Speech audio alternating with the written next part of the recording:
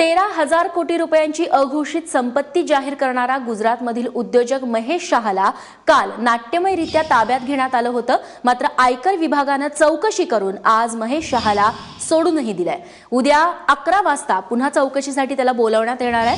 आमचे दिल्लीचे प्रतिनिधी प्रशांत कदम आता आपल्या सोबत आहेत। प्रशांत, आत्ताच्या चौकशीतून त्याच्याकडून काय माहिती उघड झाली आहे याबद्दलचे तपशील कळालेत का? महेश शर्मानं तब्बल अघोषित संपत्ती डिक्लेअर केलेली आहे। त्याचं राहणीमान जे आहे ते अतिशय साधा आहे। तो एका साध्या फ्लॅटमध्ये राहतो, त्याच्यानंतर रिक्षाने फिरतो आणि चहा देखील तो उधारीने पितो। अशी सगळी बॅकग्राऊंड असलेल्या माणसाकडे 13,000 कोटी आले कसे हा प्रश्न सगळ्यांना चक्रावणारा आहे। आणि अहमदाबाद मधले जे स्थानिक लोक आहेत ते देखील त्यामुळे या सगळ्या प्रकाराकडे संशयाने पाहत आहेत।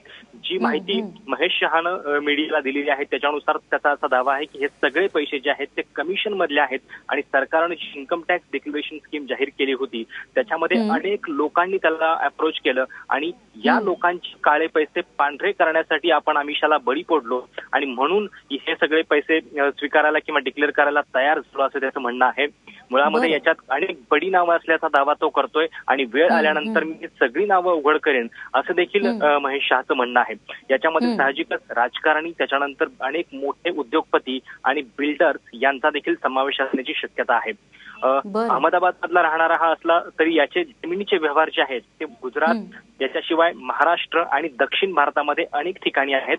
67 वर्षांचा माणूस आहे आणि त्याची एकूण बॅकग्राऊंड बघता एवढा पैसा त्याच्याकडे कसा आला हे याचं उत्तर मिळत नाही आणि त्यामुळे साहजिकच हे केवळ हिमनगाचं एक टोक असावं आणि याच्या पाठी एक मोठं काहीतरी घबाड लपलं असण्याची नक्कीच शक्यता आहे जे कदाचित पुढच्या चौकशीतून समोर येऊ शकतं।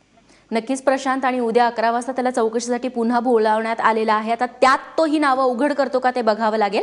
प्रशांत, धन्यवाद तू दिलेल्या माहितीबद्दल।